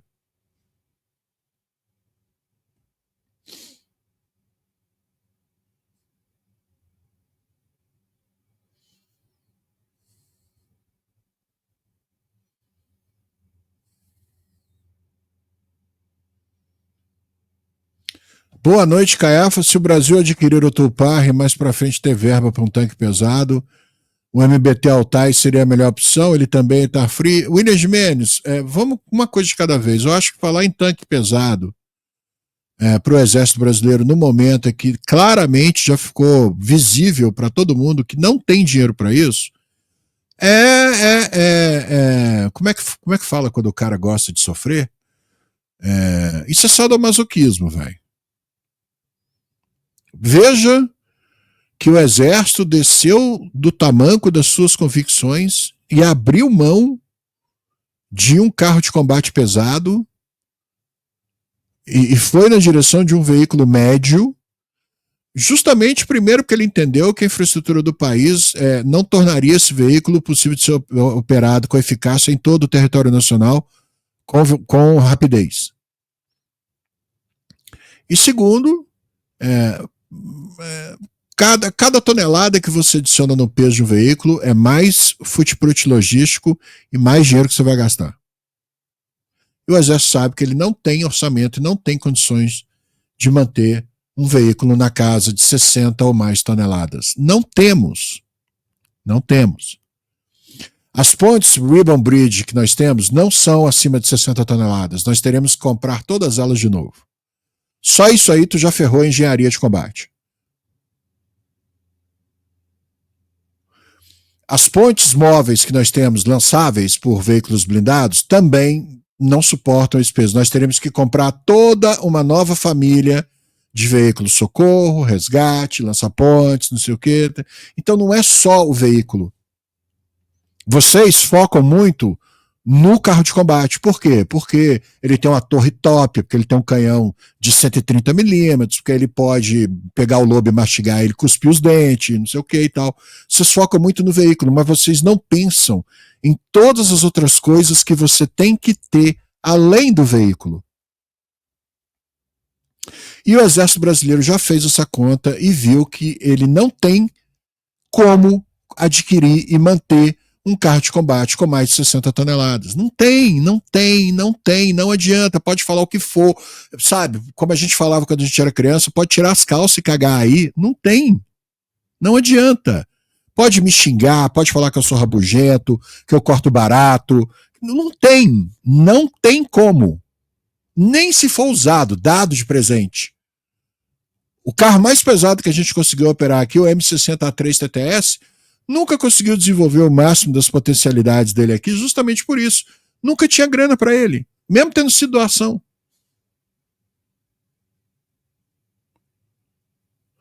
O que o Exército Brasileiro sempre operou? Carros blindados, leves ou medianos.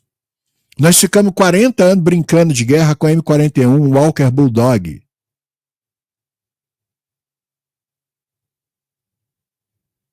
Quando a gente saiu para Leopard 1, o pessoal da cavalaria pirou. Quando chegou aqueles Leopard 1 BE, que já eram completamente obsoletos, para o pessoal da cavalaria aqui no Brasil, foi assim, cara, Papai Noel esse ano foi demais para a gente. Você saiu de um carro leve, que nunca viu combate, a não ser no exército do Vietnã do Sul, você saiu de um carro de combate leve, que ninguém quis, para um dos mais consagrados carros de combate pós-Segunda Guerra Mundial, que foi produzido em massa, que era o Leopard 1.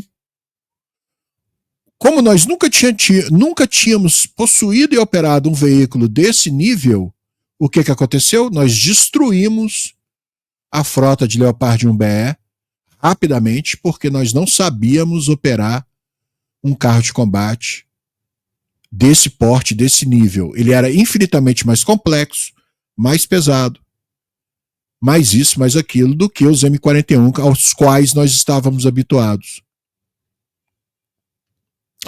E o Exército não fez um contrato logístico, a compra foi literalmente dinheiro para cá, tanque para lá.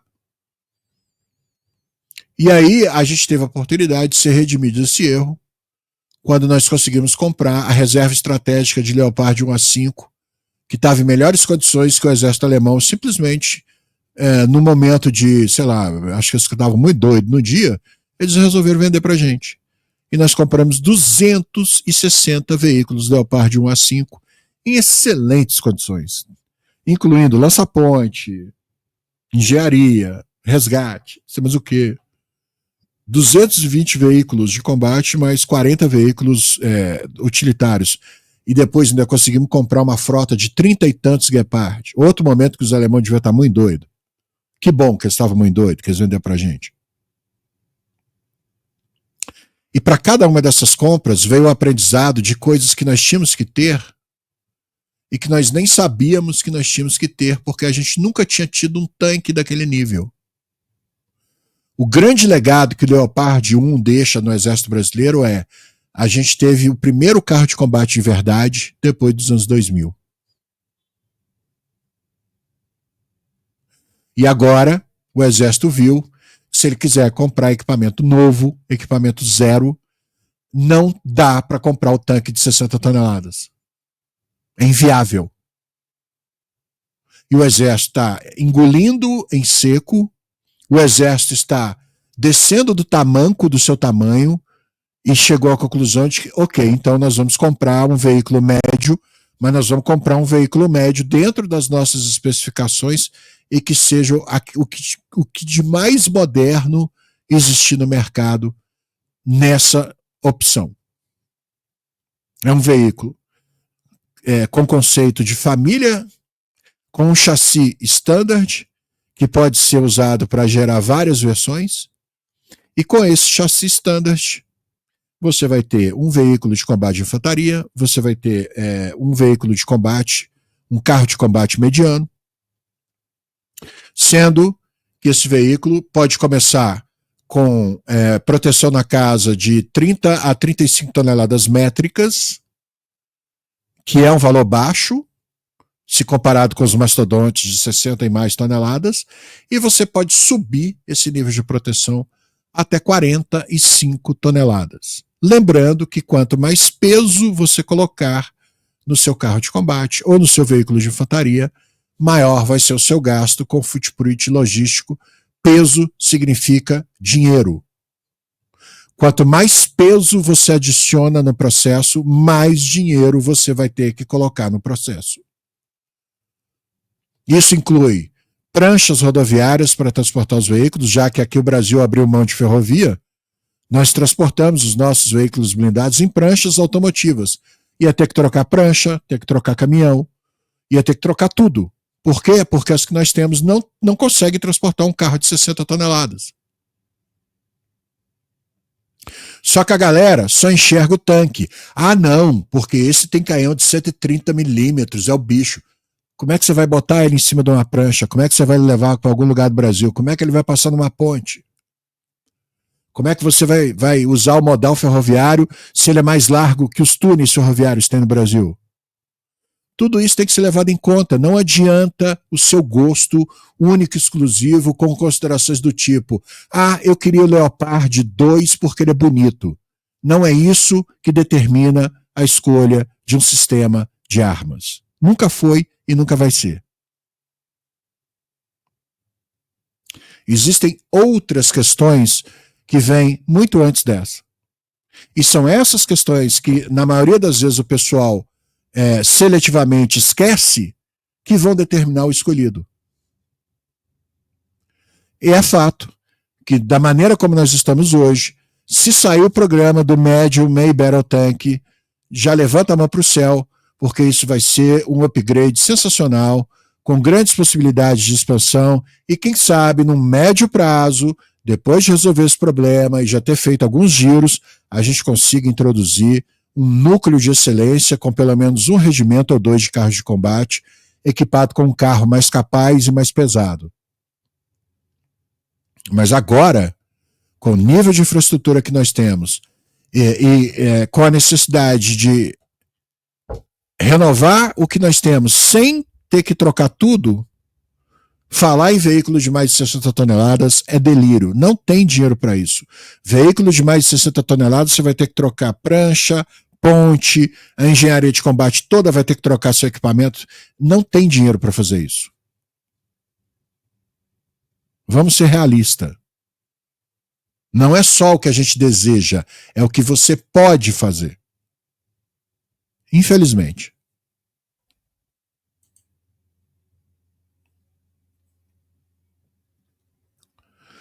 Bernardo Santos, estamos fazendo o que a Argentina fez há décadas atrás, comprar um tanque baseado em UFV. Olha só, meu velho, eles foram brilhantes nisso. Os argentinos sofriam do mesmo problema. Eles só tinham operado até então tanquetas, tanques pequenos, tipo SK-105A2S, que eles tinham muito mais que a gente. Entendeu? MX-13, não sei o que e tal. E eles viram que se eles quisessem ter uma capacidade crível de cavalaria com um carro de combate, com um canhão de 105mm, que eles pudessem ter algum tipo de controle no processo, eles viram que o chassi do Marder com a torre do Leopard 1A5 seria perfeito para eles. E eles criaram um conceito que hoje o mercado apresenta como uma novidade, mas que os argentinos já sabiam que isso aí funcionava, como você mesmo disse, há muito tempo. E funciona muito bem, eles foram brilhantes. A maior prova de que o médio May Battle Tank no Brasil tem tudo para dar certo é que deu certo na Argentina também. E olha que o nível de exigência de los hermanos é altíssimo, altíssimo. Usted está em Argentina. Hã? Então.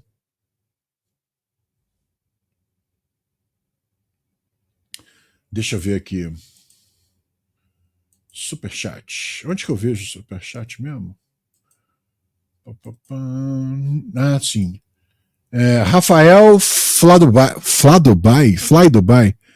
Rafael Fladubai. Obrigado pelo superchat. Caiafa, o Tupar com a Hitfact 120 tem reais chances para EB? E o approach da Buy Systems com CV90 com os fuzileiros? Podem vir os dois? Saudações. Cara, muita mãe de Ná na pergunta, né? Vamos lá. O Tupar com Hitfact 120 tem reais chances no exército? Todas as chances. Porque é a mesma torre do Centauro 2. O exército quer essa comunalidade. E o chassi é bom. O chassi turco é bom. O produto Tupar, casado com o produto italiano, dá uma liga muito boa. Então, se eles têm chance, todas as chances possíveis. Tá? Com relação ao Buy System CV90, 120 para os fuzileiros, olha só, depois de toda a polêmica e o chororô de alguns, depois da apresentação do CV90 IFV aqui no Brasil, o Exército emitiu uma compliance, ele atualizou um compliance onde diz que ele não vai mais fazer esse tipo de demonstração, justamente pelos problemas, pelos ruídos que foram criados por outras empresas que se disseram prejudicadas, porque ou demonstra todo mundo ou não demonstra ninguém, blá blá blá blá blá blá blá blá blá blá blá blá, né? E o Exército, para não ter mais problema nem dor de cabeça, decidiu que não faz mais demo com ninguém. Então, a BAE Systems, se ela quisesse promover o seu veículo aqui no Brasil e essa demonstração gerar notícia, gerar fato, isso só poderia acontecer com os fuzileiros navais. Acontece que os fuzileiros navais têm um programa de modernização chamado ADSUMOS. E um dos vetores de modernização do ADSUMOS prevê a substituição do SK-105A2S, que é o caça-tanques do Batalhão de Blindados de Fuzileiro Naval. Eles estão muito sem opções, porque os meios de transportar os veículos, os blindados para a praia, eles não vão muito além do peso máximo do SK-105A2S. Então o CV-90, por exemplo, naquela versão que foi exibida lá na demonstração na Ilha do Governador, pelas próprias palavras do Mark Collins, ele pesaria ali naquela configuração 26 toneladas métricas. As embarcações de desembarque maiores já conseguiriam levar um CV-90 para a praia. Mas ele teria que receber o reforço de blindagem, o kit extra de blindagem, combustível e munição depois de desembarcado. Para ele ficar mais pesado e mais parrudo, mas na hora dele ser transportado, ele está o mais depenado possível, vamos dizer assim, para as embarcações conseguirem suportar o peso dele e levar ele para a praia. Então não é só comprar o CV-90-120. Os meios de desembarque que a Marinha do Brasil tem, as embarcações de transporte, EVDM, se eu não me engano, elas existem em quantidade? Não, elas são raras. São poucas. Absurdamente poucas. Isso é um problema que a Marinha do Brasil tem que resolver. E se você colocar um carro muito pesado, ao invés de você transportar 2, hoje elas conseguem transportar 2 SK. Se você comprar um carro muito pesado, você só transporta 1 por viagem. Quer dizer, o teu ritmo para conquistar uma cabeça de praia vai ser mais lento. Então você já criou um problema, né? Sem ter feito a substituição. Então tudo isso tem que ser levado em conta. Eu acho que o CV-90-120, se ele viesse a ser escolhido para os fuzileiros navais, seria um upgrade, seria um salto quântico. Você sai de um SK-105 com canhão de 105mm, L7A3 igual ao do Leopard, você sai desse poder de fogo para um carro com uma patada de 120mm atual.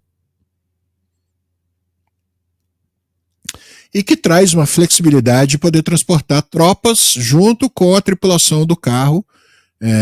Os fuzileiros navais, eles são tradicionalmente inovadores, eles gostam de inventar, vamos dizer assim, eles estão sempre procurando novas maneiras de se manterem atualizados na missão, né? Então o veículo poderia permitir para eles também modificações de doutrina, novas formas de lutar, novas formas de combater, assim como a escolha do Tupar para o Exército traz a mesma possibilidade. Porque ele não leva só a tripulação, ele pode levar mais munição, ele pode levar alguns soldados ali atrás. Né? Eu, por exemplo, eu sou comandante de Tupar com torre Hitfact MK2 e eu vou operar num ambiente com alto perigo de armas anticarro ou de emboscada por veículos caça-tanques leves. O que eu vou fazer? Eu vou virar e vou falar assim, eu quero 4 guerreiros indo comigo lá atrás, os 4 equipados com arma anti-tanque lançável de ombro. Pode ser RGW-90, pode ser a LAC não, porque o alcance dele é muito pouco. Pode ser Bill também, porque ninguém está usando mais, mas pode ser o Nilau, por exemplo. O ideal seria o Nilau. Né?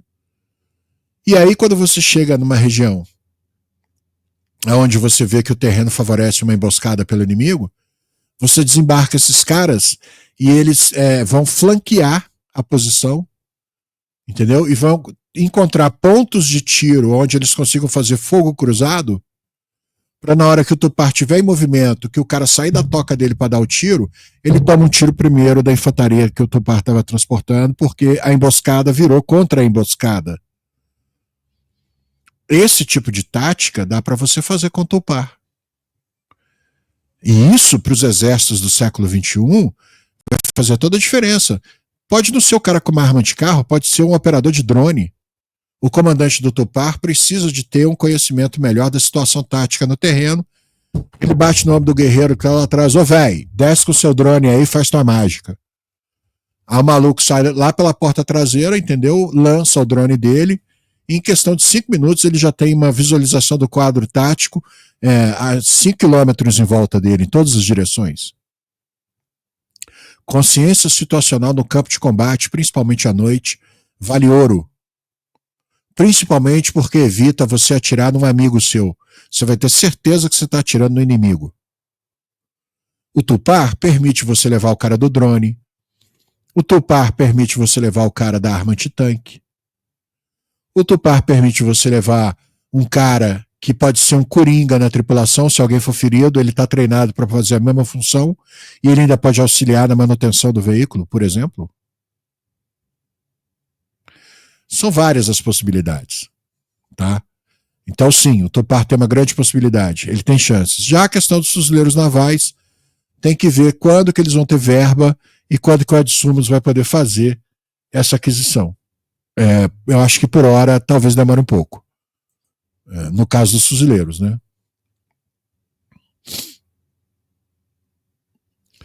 A ZDCG tem limite de 24 toneladas e a ZDVM tem limite de peso, né? Pois é. O Kaplan também poderia ser uma opção interessante para os fuzileiros, mas aí, galera, eu vou ficar aqui descascando banana, entendeu? Pode ser um, pode ser o outro, pode ser um, pode ser o outro, pode ser um, pode ser o outro. Não faz muito sentido. A gente tem que focar no que o fuzileiro naval tem e o que ele precisaria de trocar além de comprar o veículo. Quanto mais for complicado e mais coisa tiver que trocar, menos chance o veículo tem. Quer dizer, esse é o problema de países que não investem em defesa pesadamente, entendeu? Você fica prisioneiro das suas limitações. Isso é horrível, né?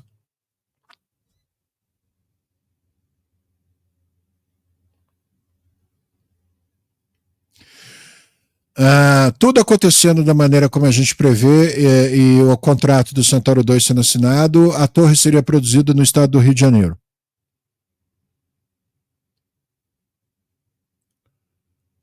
Não tenho conhecimento do incidente no Bahia. Eu sei que o navio passou por uma manutenção pesada, não sei se foi decorrente desse incidente, que eu não conheço. Eu prefiro não falar sobre alguma coisa que eu não sei.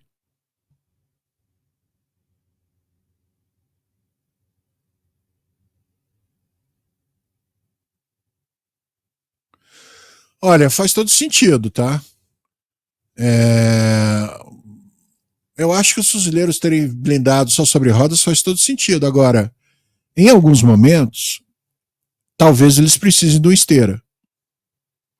Eu acho que seria interessante eles manterem pelo menos um núcleo de excelência com alguns, pelo menos 2 esquadrões de veículos para garantir esse poder de choque com a esteira. Nem sempre rodas vai aonde precisa. Já a esteira vai para qualquer lugar, inclusive para o inferno. Rodas necessariamente não chegam no inferno.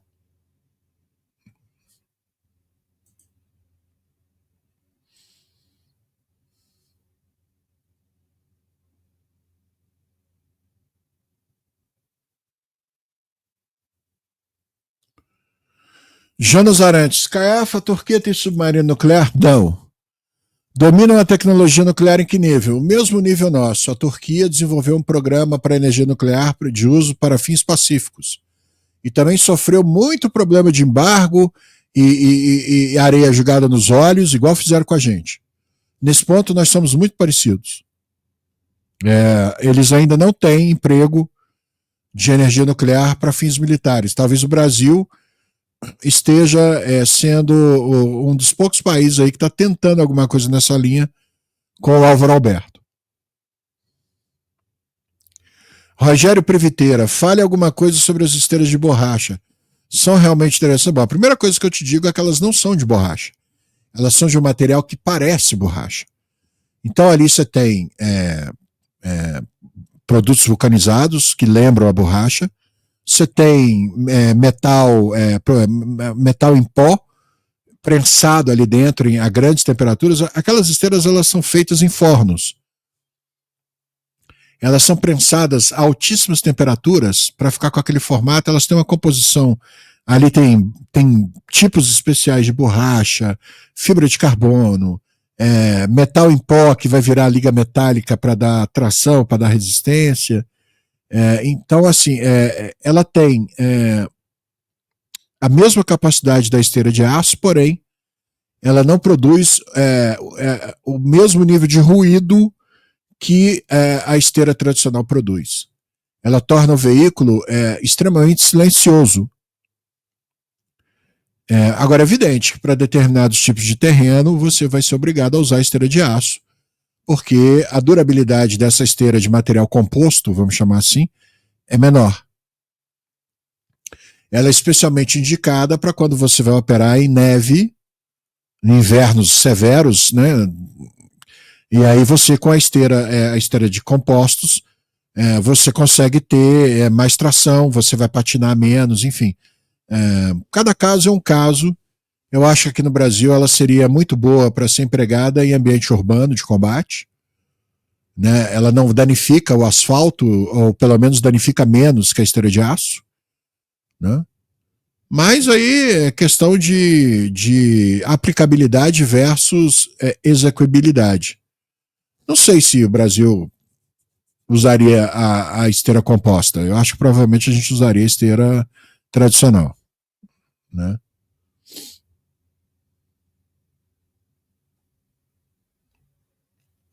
O programa aeroespacial turco é absolutamente original e nativo, nacional, com muito orgulho, viu, velho? Esse negócio de os russos ajudar os turcos, não embarca nisso não, que isso é besteira. Mas é besteira, assim, cascuda. Uma coisa que os turcos não querem de jeito nenhum é depender de russo. E eles trabalharam muito para poder não depender, não só de russo, como de americano e de europeu. Esse mito de que tal país só conseguiu fazer as coisas porque os russos ajudaram, não. Isso não cola mais.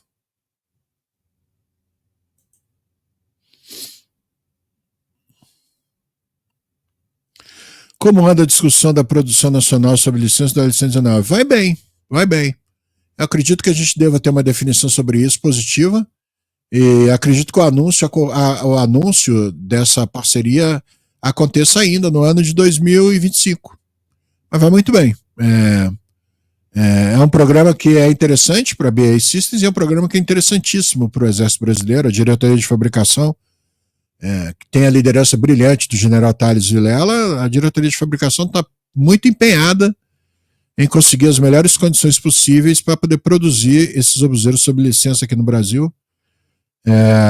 Inicialmente a gente teria uma capacidade anual de produção, se eu não me engano, de 6 ou 8 obuseiros, o que já seria uma coisa bem interessante. Então, tem que aguardar, mas as conversações estão bem interessantes, bem interessantes. A China roubou tecnologia russa, né, Bernardo Santos? Vamos dar o nome aos boi, né? Se beneficiou, não, ela roubou, na cara dura. Copy, ex-copy. Né? Na boa, se eu fosse chinês eu faria a mesma coisa, porque era isso ou nada. Eles estavam muito atrasados. Muito atrasados. A notícia que a gente tem é que os navios vão ser recuperados. Não temos ainda a extensão dos danos ou avaliação de custo. A Marinha não publicou isso, mas os navios vão ser retornáveis para o serviço. Evidentemente, com diferentes graus de tempo. Né?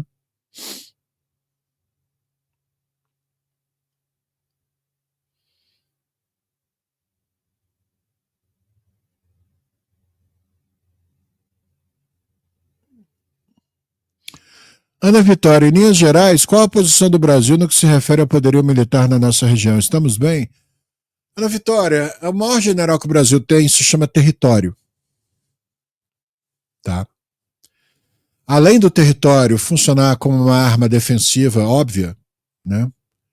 Quem entrar aqui vai ter que gastar muito dinheiro. Nós temos mais de 200 milhões de habitantes. Nós temos 7 mil quilômetros de litoral e temos mais de 13 mil quilômetros de fronteiras secas. Somos a maior economia do continente. Somos o maior exército, a maior marinha e a maior força aérea do continente.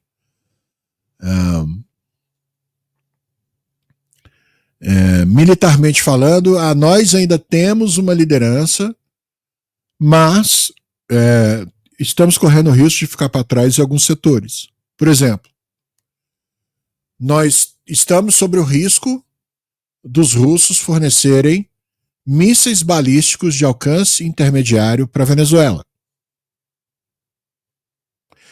Eles são chamados em inglês de Medium Range Ballistical Missiles, MRBM. Como que o Brasil descobriu que havia essa interferência dos russos na balança militar aqui do continente? Porque os russos não fornecem os mísseis, mas eles forneceram veículos TEL, transportadores, eretores, lançadores, que são aqueles veículos especiais de 16 eixos, que transportam o míssil, colocam o míssil em pé e você lança o míssil a partir daquele veículo. Então eles forneceram 2 desses veículos, se eu não me engano, pelos reportes de inteligência que eu tive acesso. Eles forneceram 2 desses veículos para os venezuelanos e os venezuelanos treinam toda a faina de lançamento, de abastecimento de combustível, de carregamento das coordenadas, do sistema inercial de navegação e tal, parará, só que tudo simulado. Eles treinam isso no veículo, mas sem os mísseis, com dume. Né? A partir do momento que a mídia brasileira deixar de ser obtusa e for finalmente informado para todo mundo que esse tipo de coisa está acontecendo na Venezuela, obviamente o papel das empresas brasileiras que dominam tecnologia de mísseis vai ficar ainda mais importante. E aí nós vamos ter que parar de pensar em míssil e foguete pequeno e começar a pensar em coisas maiores. Por quê? Porque um dos países da América do Sul, cedendo às tentações de uma provocação miserável do russo, né, traz para o ambiente, para o teatro operacional da América Latina, um sistema de armas que desbalança completamente o equilíbrio de forças no continente. E aí, para toda ação existe uma reação, o Brasil vai ser obrigado a investir nesse tipo de sistema, e isso aí, vocês sabem como é que isso não presta. Então, o Brasil está bem hoje? Está, mas nós estamos ficando para trás em alguns setores que são extremamente perigosos. Mísseis balísticos é um deles. Nós vamos ter que entrar nessa dança, querendo ou não. Porque já tem gente pedindo a cadeira para fazer a sua dança, então a gente vai ter que dançar também. É perigoso demais você não dançar essa música. Não tem como. Última pergunta, galera. Caiafa, como a Embel vai fornecer IA2 para a FAB se não consegue entregar todos para o EB? Flávio Cardia. Bom, vamos lá. Você tem acesso às últimas entregas de fuzil IA2 para o Exército Brasileiro? Você sabe se nesse exato momento o Exército Brasileiro colocou encomenda de Embel IA2 se o Exército Brasileiro colocou encomenda de IA2 para Embel? Eu não sei te dizer nem se o Embel nesse momento está sendo comprado pelo Exército. Se tem entrega para ser feita. Eu não sei. Ninguém sabe. Eu gostaria de saber. Mas eu não tenho essa informação. Então, que responder essa pergunta sem ter uma informação oficial é um jogo que eu não quero fazer. Agora, se a FAB comprou Embel IA2, comprou IA2 da Embel, é porque ela entende que a Embel está capacitada para entregar. E se a Embel aceitou a encomenda é porque ela entende que ela está capacidade para fazer. São coisas diferentes. Né? Eu não sei se o Exército está encomendando. Eu não sei se o Exército já finalizou as encomendas dele de A2. Eu não sei se o Exército está satisfeito com a quantidade de A2 que foi fabricado. Eu não sei se ele tem dinheiro para encomendar mais. A gente não consegue saber nem quantos foram encomendados e muito menos quantos foram produzidos. É uma pergunta mandiná, velho. Né?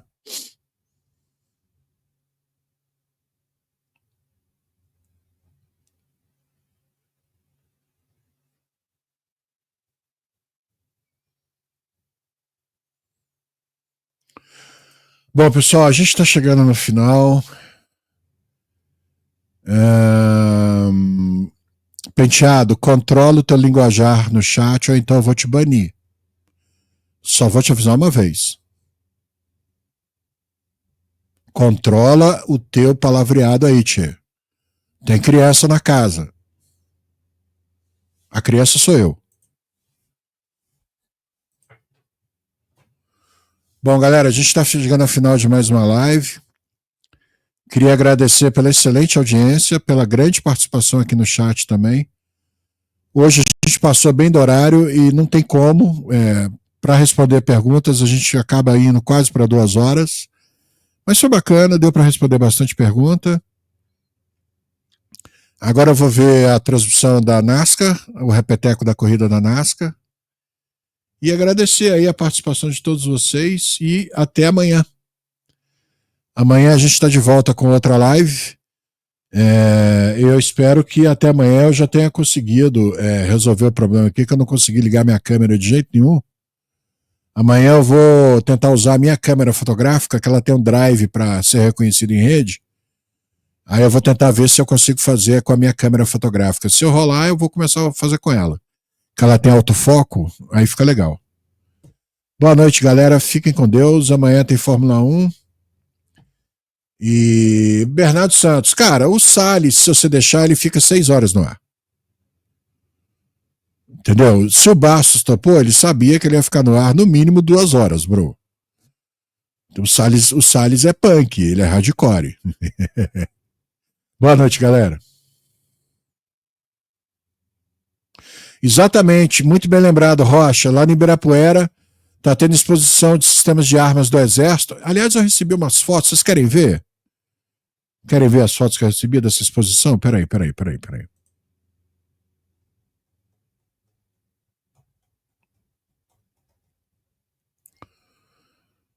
Eu recebi umas fotos, peraí, galera, deixa eu achar aqui.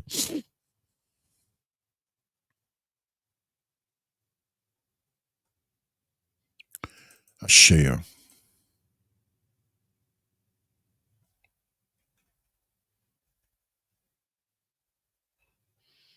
Deixa eu colocar na tela aí para vocês, peraí.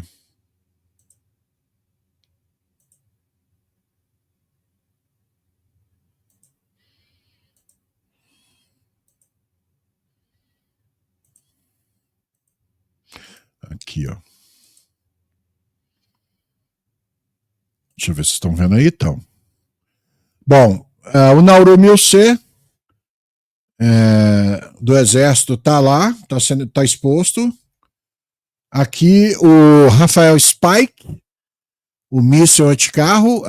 Aí você tem o lançador do Spike, você tem o computador do operador para ele poder receber os dados, as informações para o tiro.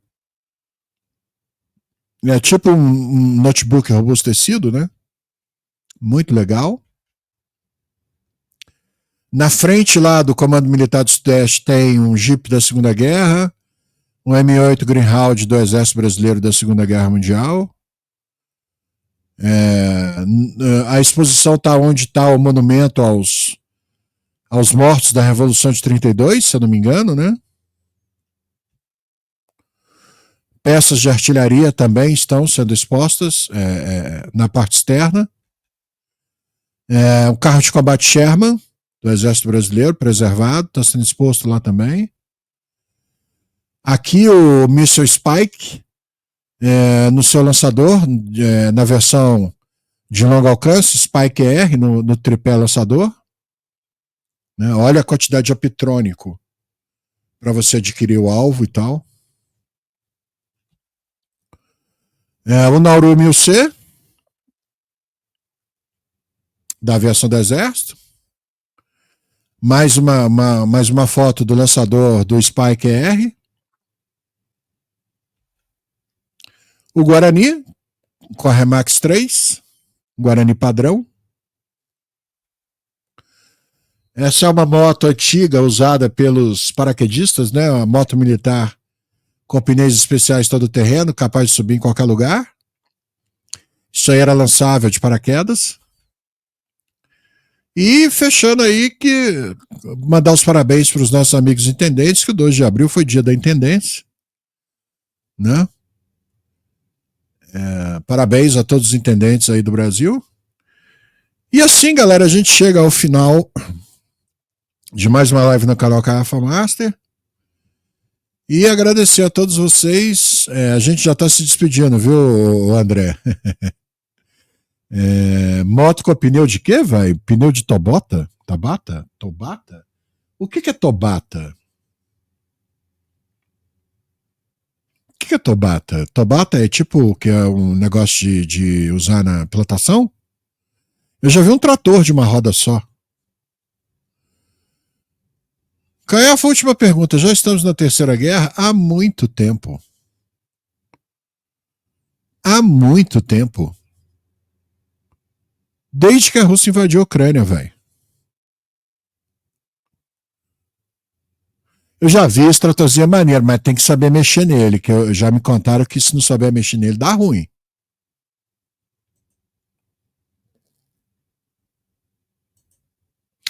Bom, galera, boa noite para todos vocês e até a próxima. Muito obrigado pela audiência, teve excelente. Fim da transmissão.